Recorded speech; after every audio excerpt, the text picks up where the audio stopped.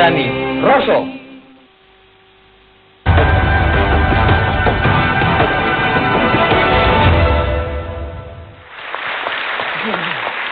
Mari kita lanjutkan. Ya. Anas berkali-kali mengatakan dia sebagai korban politik atau politiking. Apakah mungkin lembaga sebesar KPK menjalankan fungsi agen seperti itu? Ya. Saya lanjutkan lebih dulu ya. Penjelasan Mas Rokinus ini agak terkesan halus dan bertele-tele gini. Kalau saya langsung sita saja, ini saya khawatir beliau karena mau jadi anggota dewan jadi kok agak penampilannya agak berbeda ini. Jadi tegas saja bagi saya sebenarnya itu kaitan dengan asas unfairness prejudice. Tidak boleh seseorang dituduh tanpa alasan terbukti yang jelas. Makanya fakta persidangan Mas Anas Urbaningrum kita sebar kepada publik. Dan menurut Anda faktanya tidak kuat. Kemudian yang kedua, saya ingin sedikit mengutip beberapa keterangan yang mungkin rekan-rekan masih ingat semua bahwa siapa saksi Julianis ini. Kesaksiannya di persidangan jelas dia mengatakan pemilik Gold Permai adalah Nazarudin dan Neneng. Kemudian Mindoro Senamenulang juga hampir sama. Bahkan mengatakan semua di bawah kendali termasuk Kementerian Pemuda Olahraga proyeknya ada di bawah kendali Nazarudin. Yang menarik lagi Clara Moren. Itu juga menjelaskan. Bahkan agak interaksi di ruang sidang ini sampai kami juga bertanya, jangan-jangan kalau Pak Nazar itu lupa karyawannya, ya, kami tanya juga Bu Neneng itu masih istrinya atau tidak gitu.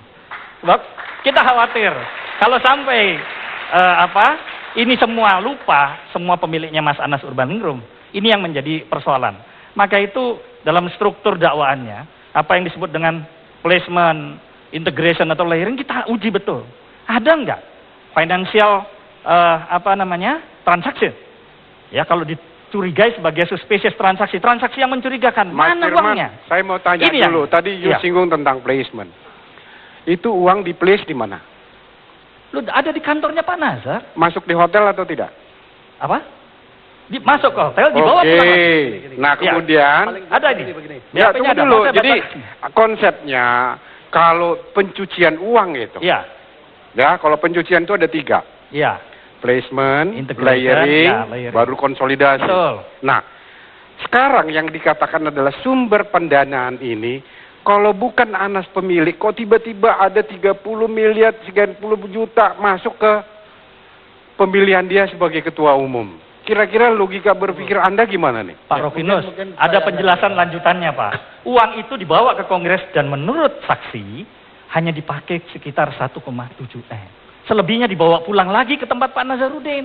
Makanya Pak, Bapak periksa kliennya, tanya kembali Pak. Sudah. Uang itu ada di mana? Sudah. Jadi Ya? saksi pada saat Nazarudin didakwa, kan saya sebagai lawyernya. Iya.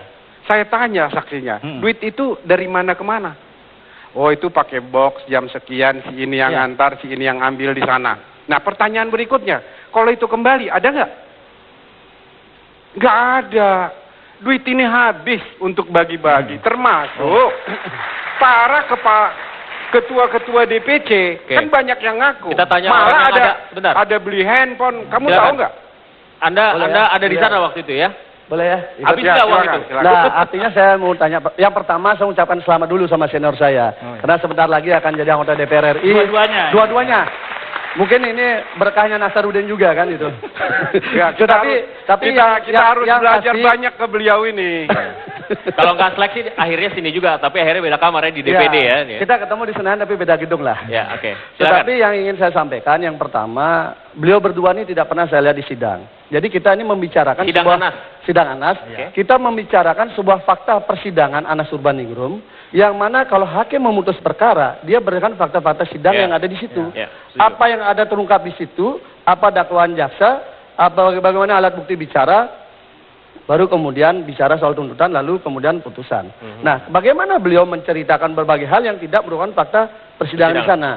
Saya ingin sampaikan, untuk sidang Anas Urbaningrum ini memang luar biasa, sampai dini hari berapa kali. Bukan sekali, beberapa kali sampai dini hari. Jadi ini luar biasa, ada pengejaran target biar bulan September ini selesai. Ini kan saya kira sudah satu hal yang serba luar biasa lah. Dari awal seprindik bocor luar biasa. Ada seprindik dan proyek-proyek lainnya luar biasa, serba luar biasa. Nah karena serba luar biasa, ujungnya pun tuntutannya luar biasa. Saya mau tanya, Anas Urbaningrum itu hanya 8 bulan sebagai pejabat negara. Tapi padanya ditekankan, hukuman tuntutan yang begitu tinggi, TPPU yang sangat besar, yang di dalam persidangan itu tidak muncul angka-angka itu, bagaimana ngitungnya 94 miliar, 5,2 juta US dollar. Hitungan itu dari mana? Di persidangan. Saya ikuti persidangan sampai pagi. Nah, dari posisi itu makanya akhirnya kami melihat memang ada semacam sebuah prakondisi dan sudah disiapkan semuanya untuk Anas Urbaningrum ini biar dia bisa itu yang lakukan KPK dan Tipikor. Oleh siapapun nanti kita bicara. Karena itulah kami sampaikan, kalau masyarakat ingin tahu bagaimana persidangan Anas Urbaningrum, PPI sudah mencoba mengeluarkan lewat YouTube.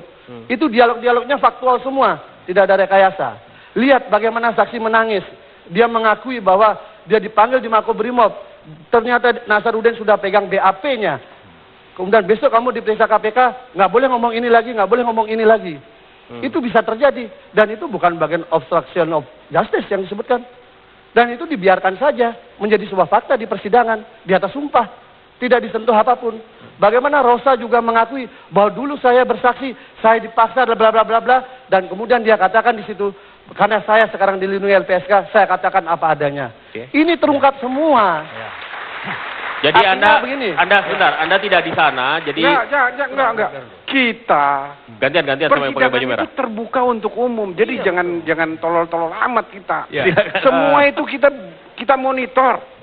Ada CD. Jadi setiap sore saya di kantor itu buka setelah sidang. Sudah nonton saksinya Clara Moren? Semuanya. Mulai dari awal sampai akhir. Wah, luar biasa. Gitu. Jadi tidak berarti saya hadir di sana ngikutin yang begitu gitu. Silakan, Bang Juniman. Ya, apa yang mau Anda sampaikan? Iya. Jadi begini, makasih Mas Vito. Satu hal yang harus saya sampaikan di forum ini. 2 tahun yang lalu saya masih ingat di dalam program Indonesian Lions Club. Saya mengatakan begini, dan orang menertawakan termasuk Firman Wijaya.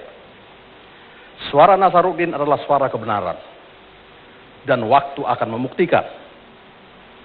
Artinya apa?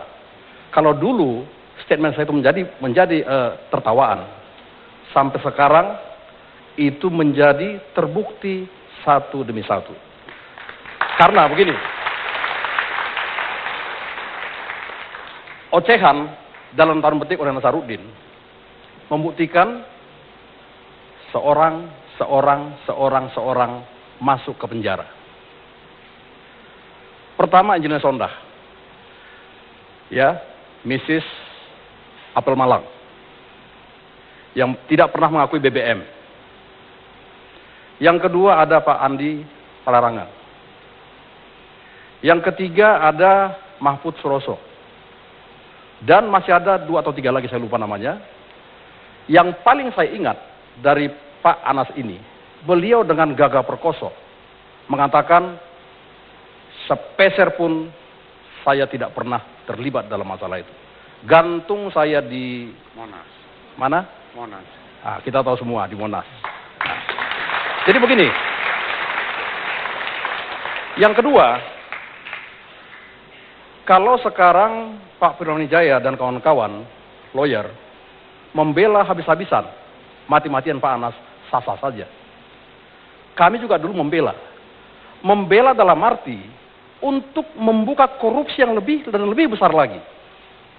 Dan kami buka perkara itu. Sudah bergulir dan sudah putus. Dulu pada waktu persidangan Nasar, ya, ini Pak Firman juga tahu. Kita yang minta supaya Nasar ngomong. Ibu Majelis Hakim, tolong yang namanya Pak Anas Urbaningrum dihadirkan dalam persidangan ini. Tetapi Ibu Ketua Majelis pada waktu itu mungkin punya pertimbangan lain, tidak menghadirkan. Tolong dikonfrontir antara Mindo Manulang dengan Ibu Angelina Sondah. Tetapi karena saudara tertentu tidak jadi. Selanjutnya dilakukan itu. Artinya apa? Kalau itu dalam perkara Nasaruddin dulu dilakukan, dilaksanakan, maka semakin terungkap korupsi yang lebih dan lebih besar lagi. Dulu kami mengatakan ada PT Duta Citra Laras. Itu punya siapa? Dengan tegas, Nasar mengatakan itu punya istrinya Pak Anas Urbaningrum. Tetapi selalu dibantah. Terakhir terungkap. bahwa memang itu sudah dialihkan oleh Ibu Atiyah ya kalau saya nggak salah kepada si Mahfud Suroso. Oh itu salah. Keliru, Pak. Keliru. Bukan keliru. Bukan dialihkan. Makanya dialihkan. coba baca akte dulu. Ini, ini sebentar, masalahnya di sebentar. publik. Saya tadi Bapak bicara saya nggak bantah. Iya, tapi kalau salah kita ingatkan lah. Kita punya waktu kita akan lanjutkan nanti. Kami akan kembali setelah pariwara berikut ini.